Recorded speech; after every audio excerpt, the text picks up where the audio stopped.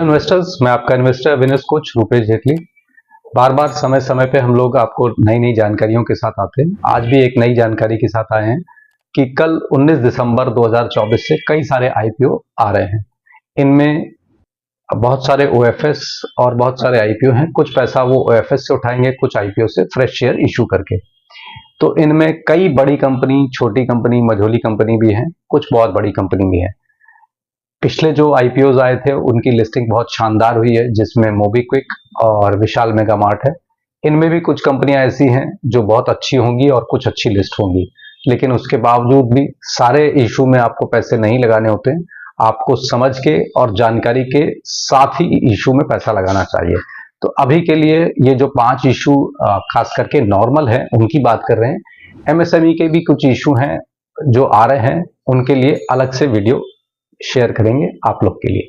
तो अभी जो 19 तारीख 2024 दिसंबर में इशू आ रहे हैं, उनमें सबसे पहला है ममता मशीनरी, जो कि पैकेजिंग आइटम का काम करता है और इसका इशू प्राइस 230 से लेकर 243 रुपए तक है। 230 से 243 इसका प्राइस बैंड है।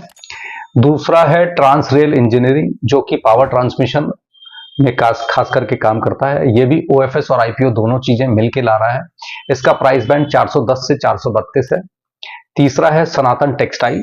ये टेक्सटाइल और फैब्रिक्स में एक बड़ा नाम है और काफी बड़ा काम करता है। इसका प्राइस बैंड 305 से 321 है। यह भी अपना ओएफएस और आईपीओ बोथ एक साथ ही ला रहा है। इसके बाद है डैम कैपिटल सर्विसेज। ये भी 19 तारीख से शुरू हो रहा है और 23 तारीख तक रहेगा। इसमें 269 से 283 रुपए, यानी कि 269 से 283 की प्राइस बैंड है। ये मेजरली इन्वेस्टमेंट बैंकर हैं और मर्जर और एक्विजिशन के लिए जाने जाते हैं।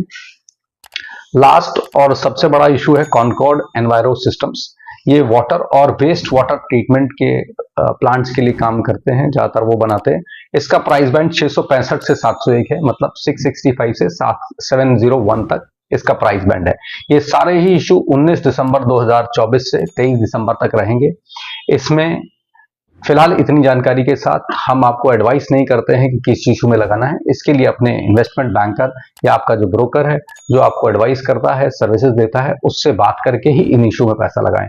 पिछले कुछ इश्यूज में अच्छे पैसे बने हैं, लेकिन उसके बावजूद भी आपको ओएफएस और आईपीओ में समझ के ही पैसे लगाने। खास करके जब ओएफएस है तो वो ध्यान रखना है कि वो ओएफएस सिर्फ प्रमोटर अपने मतलब के लिए अगर रख रहे हैं तो आपको पैसा नहीं लगाना है। लेकिन अगर वो ओएफएस खास करके कंपनी में लग रहा है या वर्किंग कैपिटल के लिए काम आ रहा है या एक्सपेंशन के लिए काम आ रहा है, तो ही आप उसमें पैसे लगाएं।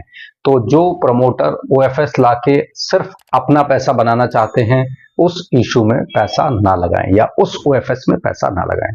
तो आज के लिए इस आईपीओ और ओएफएस की जानकारी के साथ हम विदा लेते हैं। उसके बाद जल्दी ही हम एमएसएमई पे आपको जो पिछला कई सारा इशू आया था, उन इश्यूज में क्या क्या हुआ और किस तरह से हुआ, उसके लिए जल्दी ही एक नया वीडियो लेके आएंगे। तब तक के लिए धन्यवाद।